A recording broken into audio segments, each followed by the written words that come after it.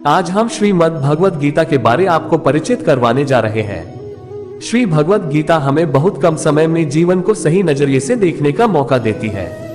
में श्री कृष्ण जी द्वारा बताई गई सभी अनमोल बातें एक सुविचार के रूप में प्रस्तुत कर रहे हैं। श्री भगवद गीता ज्ञान से भरे अमृत की वह खान है जो तमाम दुख चिंताओं का विनाश कर जीवन को सुख शांति की चरम सीमा पर ला खड़ा कर देती है। भगवद गीता में सनातन धर्म की नीतियों का स्पष्ट वर्णन है। श्री भगवद गीता में कुल 18 अध्याय और 700 श्लोक हैं। इसी ज्ञान रूपी महासागर की कुछ बूंदे सार के रूप में यहाँ प्रस्तुत की गई है। श्रीमद् भगवद गीता क्या है? श्रीमद् भगवद गीता सनातन धर्म की श्री कृष्ण जी द्वारा दिए गए अमृत रूपी ज्ञान से भरे उपदेशों की पवित्र धार्मिक ग्रंथ है। श्री भगवद गीता अर्जुन के सवालों और भगवान श्री कृष्ण के संतुष्टिपूर्ण एवं तर्क संगत जवाबों से भरे उपदेशों का संग्रह है। श्रीमद् भागवत गीता का उपदेश कब दिया गया?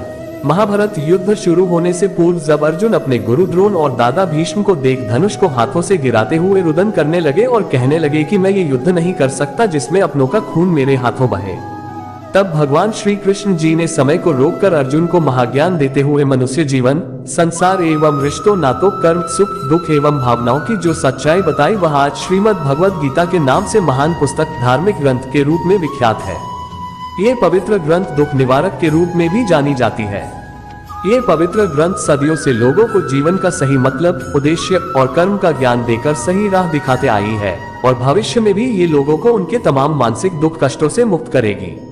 आज हम श्रीमद् भगवद गीता के माध्यम से श्री कृष्ण द्वारा बताए गए अनमोल ज्ञान को समझकर उसे अपने जीवन में अवतरित करने का प्रयास करेंगे, ताकि हम जीवन को एक सही दिशा दे सके, जीवन का मकसद समझ सके, सत्कर्म कर सके और जीवन को एक सकारात्मक नजरिए से देखकर हर मुकाम को प्राप्त कर सके। भगवद गीता की शुरुआत हम महाभारत के दौरान श्री कृष्ण जी द्वारा दिए गए एक खूबसूरत श्लोक से करते हैं, जो संस्कृत के साथ अनुवाद में इस प्रकार है।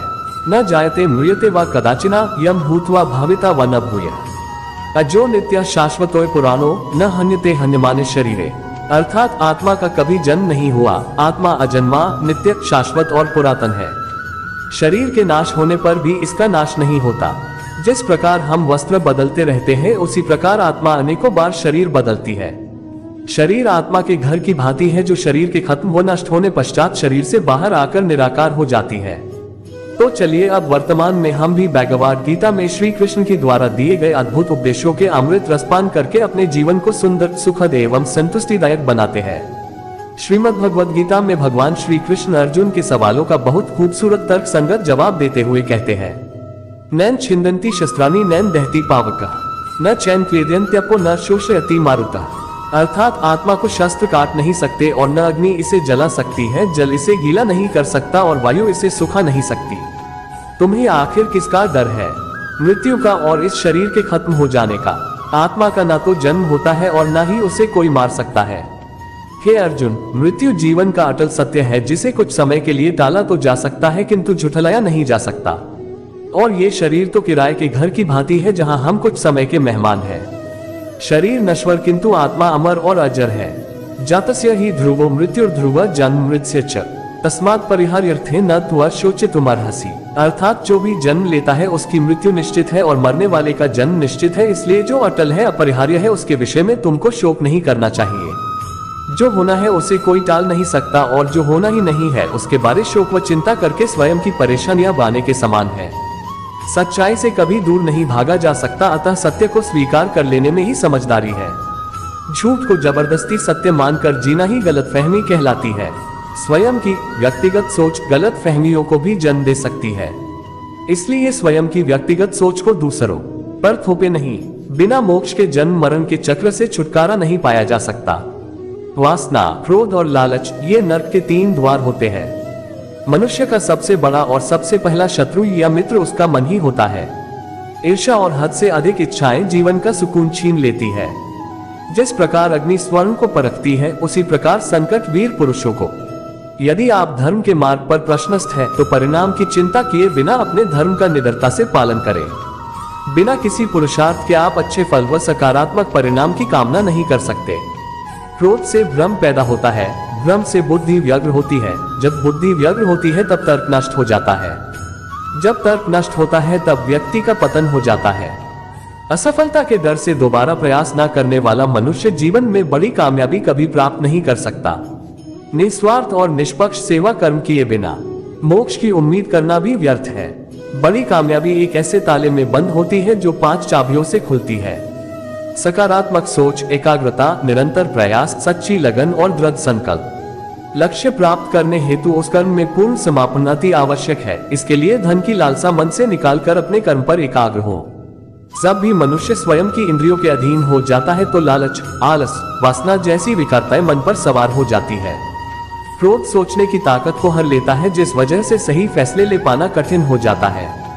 कर्म को लेकर श्री कृष्ण जी अर्जुन को कर्म का सही अर्थ समझाते हुए कहते हैं, कर्मण्येवाधिकारस्ते मां फलेषु कदाचन मां कर्मफल हेतुर्भूर्मा ते संगोस्त्व कर्मणि। यानी तुम कर्म करने के अधिकारी हो, न कि उससे मिलने वाले फल के।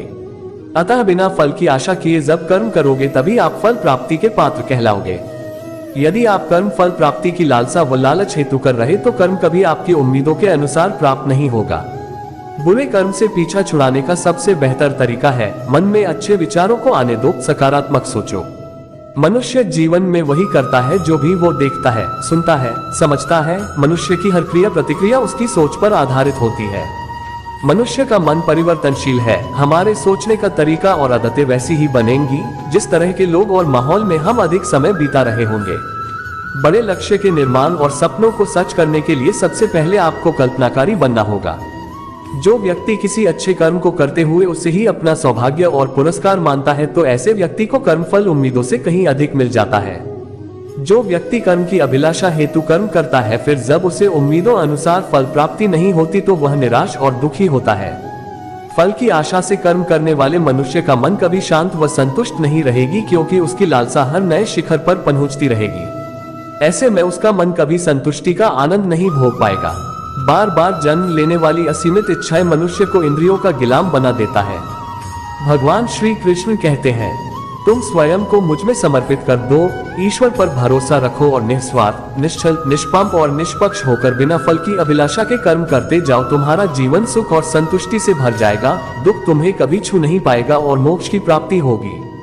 किसी के प्रति बुरी भावना रखना, बुरा सोचना, ईर्ष्या करना, बुरा बोलना, अपने धर्म और कर्तव्य की पालना न करने वाला कभी मोक्ष प्राप्त नहीं कर सकता।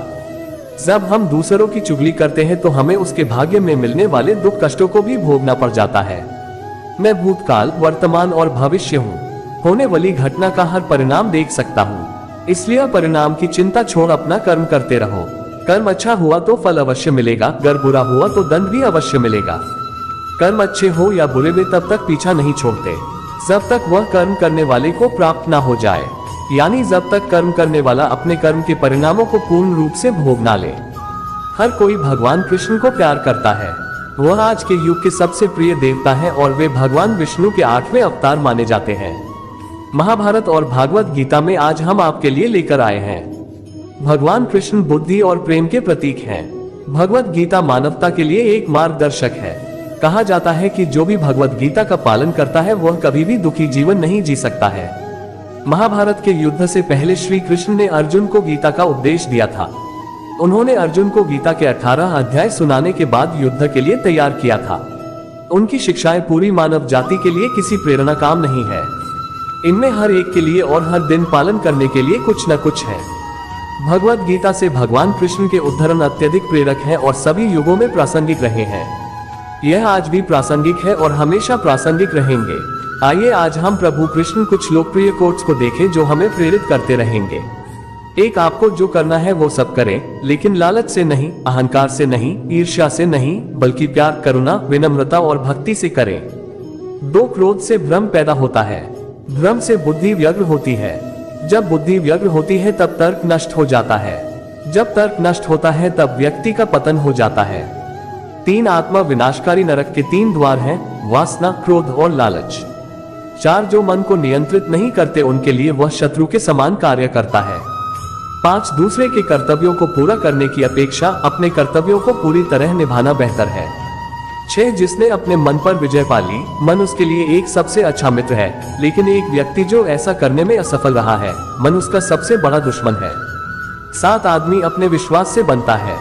जैसा उसके विचार होते हैं वह वैसे ही बन जाता है। 8 परिवर्तन संसार का नियम है।